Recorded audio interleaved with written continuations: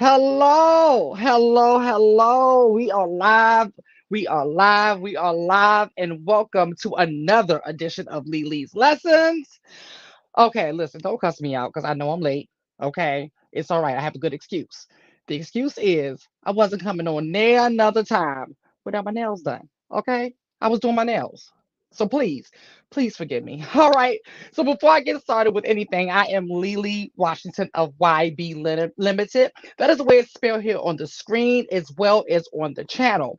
I also am able, you can also find me at Instagram, Facebook, and TikTok. Those are the three places outside of YouTube that I'm at. And you can also find me every night except Sundays. Don't come looking for us on Sundays. You can find us every night on the Block with Jen on YouTube, and we go live Mondays through Thursdays from Mondays through Thursdays at 9 p.m. Eastern Standard Time, and on Fridays and Saturdays at 10 p.m. Eastern Standard Time. Okay. All right. So now that we got that out of the way, I know y'all came here to see what the hell is Lily talking about. How in the world is addiction the best thing that ever happened to you? I'm here to tell you. All right. So, let me just go ahead and put this out there. First things first. It is recovery month. September is recovery month. So we're ending recovery month. And I did not want to end this month without sharing some things from my particular story. And I'm like, oh my God, I started Lily's lessons. Why can't I tell a story from my addiction and recovery story? Okay, so that's the first thing. And in reality, I got to be salacious, right? Because I mean, that's the only reason that y'all probably clicked in because I'm being salacious, right? Was saying addiction is the best thing that ever happened to me, right? But hey, Jen, on the block with Jen, she's in the building. Um, I had to be salacious, but really, recovery is the best thing that ever happened to me. But addiction led to recovery, right? I wouldn't have had any like recovery if it wasn't for addiction. All right. And I'm happy to say also that there's a short film about my life here on YouTube. It's called The Love Throughout. That was shot by Mr. David Hand. Him and I, we produced it, directed, wrote it together. I starred and played myself in it. So just in case you haven't seen that film, go check that out. We also did a watch party on the block with Jen where we watched the film with the panel and others, and then I answered questions. Okay. So with that being said, and let me go ahead and get started. All right. This is one thing. I want to start off with one thing first. Addiction has like a really bad negative connotation. It's usually viewed as like a moral deficiency. Okay. It's anything but a moral deficiency. It is mental illness. It is a disease. It is classified as all of those things. I like to say, because a lot of people still can't grasp it when you say a mental illness or disease. So the best way I describe it, because I teach in analogies and I learn best in analogies, is an allergy. Okay. So say if you are allergic to shellfish, and say if you like shellfish, right? Because you can develop an allergy at any point in life. Say if you love shellfish, you like shellfish, and you're used to eating it, and it's doing it for you. You get in your life, and then one day you eat that shit, and then your throat swells up. Okay, beyond your control, your throat swells up. Okay, and you're like, okay, maybe I ate some bad seafood, but I like that shit so much, I'm about to try it again. Right? So you try it again, throat swells up. Okay, it's out of your control. It's an allergy. It's the same thing with an addict. Once the drug or alcohol is a drug, once it enters our body, we have no control of what happens after that. None. It literally takes over. And there's nothing else on earth that I can use as an analogy to explain what it's like to be an addict, right? And so you know, when someone eats shellfish, right? Say if you tell them, child, stop making your throat swell up, girl, just eat the damn shrimp and some crab leg, and stop having your throat swell up, okay? That's just not how it works, right?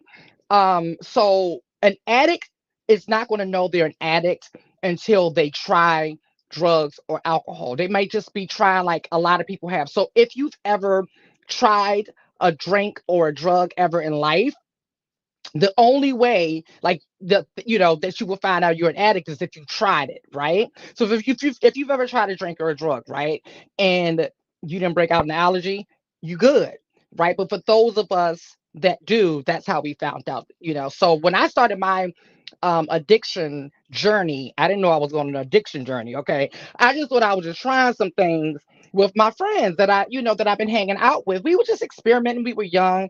They were able to be like, okay, yeah, that was cute, but I'm spending too much money, girl, and I ain't making it to work on time, so I'm good, right? But the mind of an addict just doesn't work like that. It literally changes your body, your mind, everything. You become a whole nother person, right? So I just want to give that little educational piece before I go into my particular story, right? That's a general statement, and now I'm going to go into my story, okay?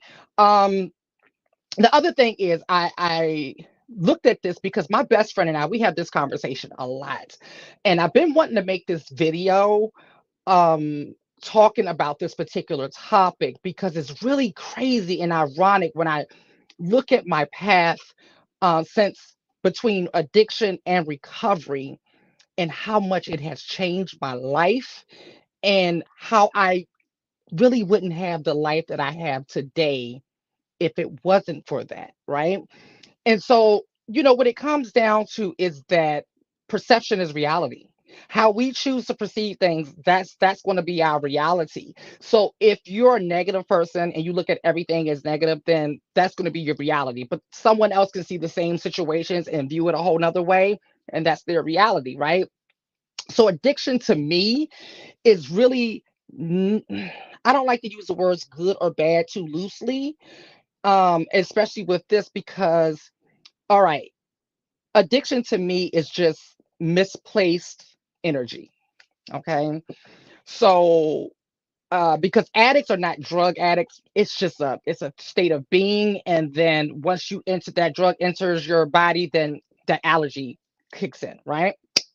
So it's really misplaced energy. So instead of placing that energy into drug use, drug addiction, and buying and getting and trying to get some more, it's about, okay, this energy is going to be here because what did Einstein? Was it Einstein that said it? He said, "Energy cannot be created nor destroyed."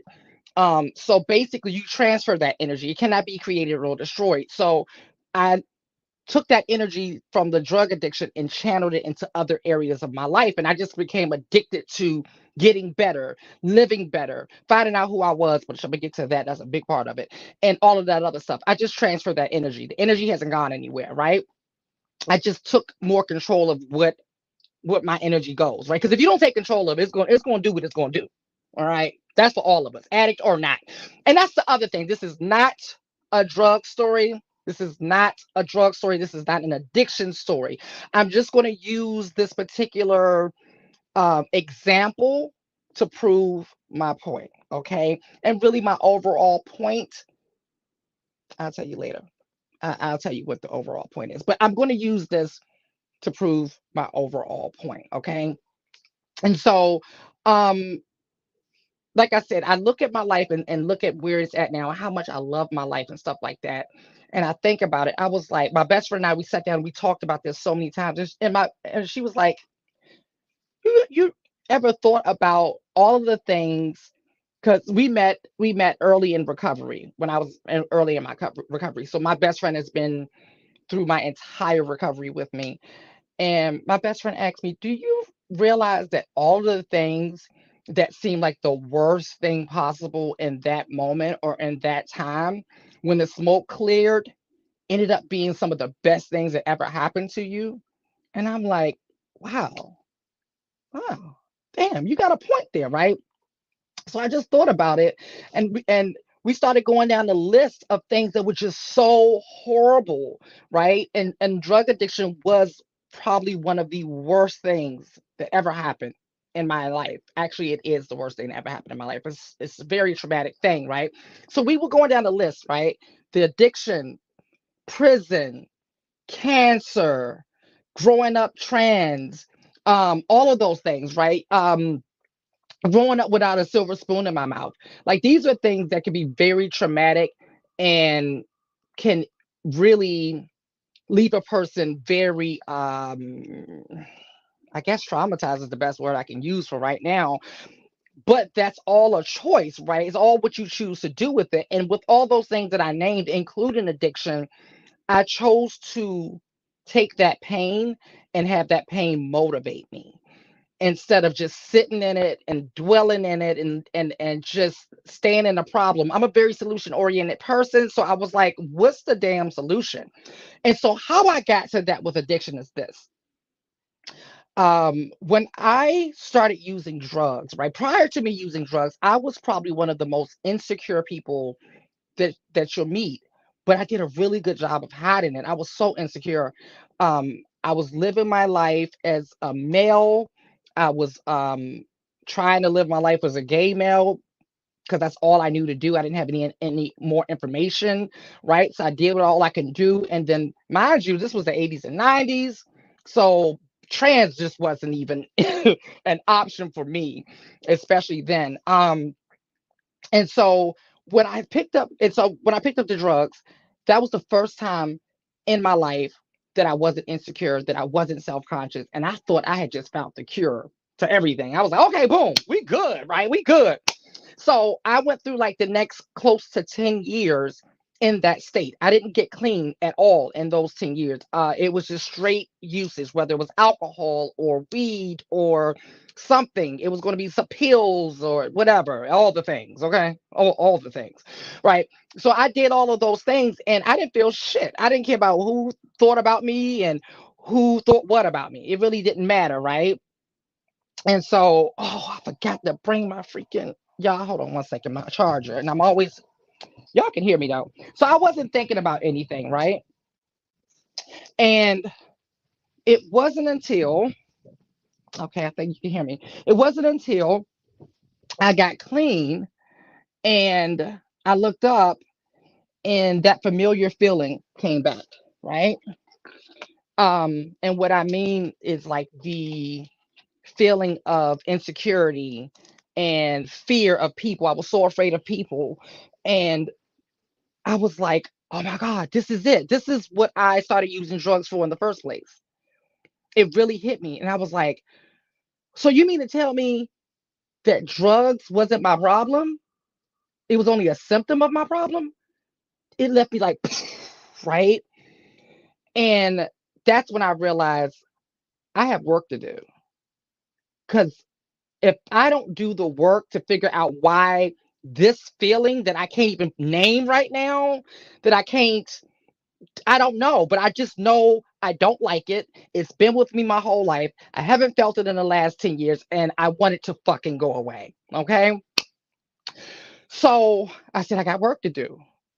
And that's when I got to work. And you know, the saying, when the student's ready, the teacher will appear. That couldn't have been so true in my case. I ended up gaining two mentors who, one has since passed, one is still with me. I met my best friend and a slew of other people who will play a major part in changing my life. I mean, completely changing my life. And my mentors, they put me to work. They made me go inside and see what was that feeling and really evaluate and do an inventory of my entire life. And the analogy I can put with that, it's like if you got these bags, right, that you've been carrying around your entire life, and you haven't gone through those bags to see what you need, what you don't need, what can be used for something else. It's just like that. I mean, it's like going through the bag and pulling something out and be like, oh, okay, this t-shirt is cute. I'm gonna keep this. You know, oh, these Stonewall jeans is cute, but I think I'm gonna make them a pair of shorts. Yeah, I'm gonna put this back in the bag. This couldn't go. I don't even want nobody to know I even had that. Right? It's like that. Okay, so that's what it was like for years, and I'm still doing that work. It doesn't stop, right? And so yes, creative mind. When the student is ready, the teacher will appear. Yes, that's my story. And so as time went on, it hit me like, oh, I don't think I would have ever been this motivated to do this type of work to find out who I am if it wasn't for the experience of addiction. Because to me, addiction was like a near death experience. The reason why I put it like that is because I overdosed 6 times in my addiction. The last 2 times I went into cardiac arrest. completely flatlined. And so, yes, it was a near death experience. And so, if you know anybody who's gone through anything super traumatic, especially a near death experience, a lot of those people, they find a new zest for life. They see life completely different. And that's what it was like for me. It like completely made me shift my perception and shift my focus. And it gave me the motivation to go inside to see what was really wrong with me. Because up until then, I had been coasting like most people. Like, what I realized is that most people don't even know who they are. Most people are still operating off of old, outdated belief systems and all that stuff. When most people, when you ask them what they think, what they believe, how they feel, what's their opinion, they don't even realize that they're giving you the opinion of their mother, their daddy, their preacher, their teacher, some book that they read. The lady down the street, that she's fine, so that she must be know what she's talking about. They don't even realize that, right? And I was telling somebody the other day, in my learning who I was, I would ask myself, just randomly, like I'm in conversation with someone, I'm in the house by myself doing things. I would just say throughout the day, what made you say that? What made you think that? Why do you think that? Where'd you get that from? Right? Because I just noticed we say things, just say things without even thinking. And when you start really thinking, I'm talking about the smallest little things, simple shit, like, why do I use this toothpaste? What made me pick out that color? Like just things like that. And you start realizing that you do things on autopilot. Oh, for me, I'm going to speak for me. I can't speak for you, but because, whenever I do lead these lessons, I'm just sharing my experience. I'm just sharing my lessons, and you can take whatever you want to take from it if you want to take anything from it. But, for me, I had to realize, like, damn, like I'm doing things on autopilot and I don't even know why. And I don't even know where I got it from. I don't even know if this is my real belief system or if it's just because I was raised in this neighborhood or if I was raised by these parents or whatever. I don't even know. So I started to put my belief systems on the chopping block. I started to reevaluate every single thing that I said I believed, every single thing. That's how I discovered I was trans. Now, I'm not going to say you're going to be trans, okay, if you start doing some work on yourself. I'm not saying that shit. I'm just saying, something profound gonna happen. All right. And it's simply it's gonna be good, right? And so that's what I started to do. I started to redirect my energy. I started to work on myself. I started to question my everything. And I mean everything, not just about me, but things around me as well. And it completely changed my life. I'm doing things that I never thought I would do. Ever. Um, I'm in a career field that it was I was heavily discouraged against when I was younger. Anything in fashion and beauty and things like that, it just wasn't accepted for someone like myself as a child, right? And um, creative mind says your purpose was greater than you knew. Congrats, transmuted the pain and elevated. Yeah, that's what it's all about, man. This is all about taking that energy and redirecting it somewhere else. Like I said, it wasn't just the addiction, there was other turning points in my life that seemed like hell in that moment. Prison was one of them, one of the best things that ever happened to me, because it was like, while I was in there, I ended up beating somebody's ass. Okay, that's a whole nother story, a whole nother lesson on a whole nother day. Okay, beat this dude's ass. They put me in solitary for 2 months, solitary confinement. And you know, yeah, hit the like button. Thank you, Haran. Hit that like button. Don't play. And share. Make sure you share. And so they put me in solitary for 2 months, and I was stuck with me for 2 months. And I'm listening to people in different cells literally lose their mind. Okay. And I was doing some work on myself during that time period, because I ended up going to prison right after I got clean. A whole nother story. We got a lot of lessons. I told you I got some lessons for y'all. Okay. So I was already starting to do the work on myself. So when I was in solitary for those 2 months, I had nothing but time and nothing but time with me. And I really went inside during that period. And it was like alchemy. I came out a whole nother person. Everybody would tell you. I went in one person, came out a whole nother person. Cancer was another one. Like I said, growing up trans, growing up without a silver spoon in my mouth, because there's so many times that I'm around people and I realize that I have different coping mechanisms, different skills. I know how to pivot real quick. I know how to get by with the bare essentials. I mean, yeah, it's just so many things, and I realized it's like, oh, that's a product of growing up damn near poor, right? So we had to learn how to improvise, and so I can do that. I don't panic today. And so the point of this entire stream is perception is reality.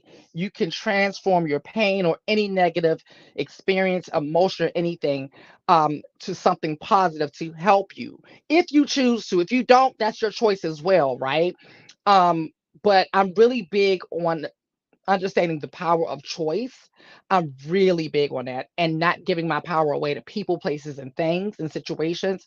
And so when I go through things, I'm always trying to find how can I use this to make me a better person or to like catapult my life to a whole new place because I'm still on this process. I'm still learning, I'm still growing. I don't believe in a destination. There is no destination. The destination is the journey. The destination is right now. It's the moment that you're in. This is where life happens. This life happens in the moment, right? Manny wants to know, how do I stay clean? That's a wonderful question. So I've been clean for 15 years. My clean date is April 25th, 2008. And I stay clean because I still remember the pain from my addiction and trying to get clean. Like early recovery was really hard for me. But I remember the pain. That's first of all, that keeps me, from going back and say, well, you know what? Let me try one more shrimp. Maybe my throat won't swell up this time, right? Um, so that's one thing. But even bigger than that, because that's what started it. That's what started to keep me clean. But as time has gone on, what keeps me clean is gratitude. I'm so grateful for the life that I live today, for the people that I've met along the way. I feel like I've just met some of the most beautiful angels that have contributed into me getting to this place that I like today or that I love today and finding the person that I love today. Like I have had so many people.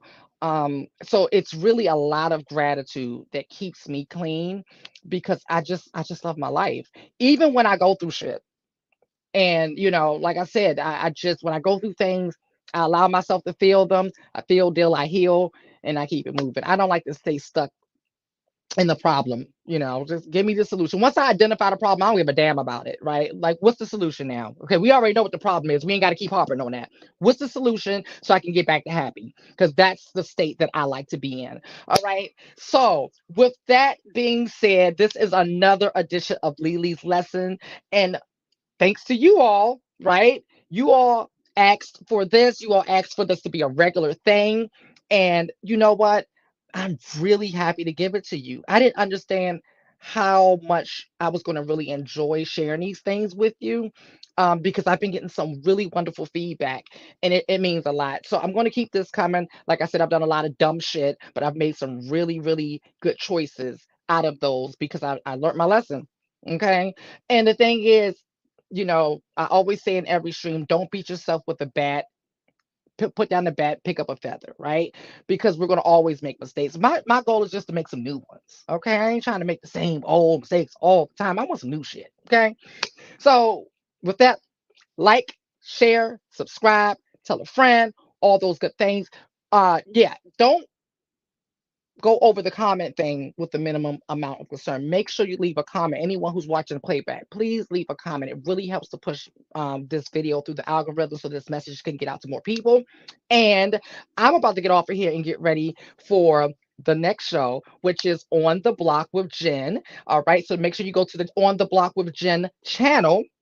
We will be going live at 9 p.m. tonight. Okay, we always have the most salacious, great topics. We are the most diverse and balanced panel on television, on internet. on any goddamn thing. We are the shit. Okay, I'm saying that because I'm just saying that. Look, if you don't boost yourself up, who's gonna do it? Okay.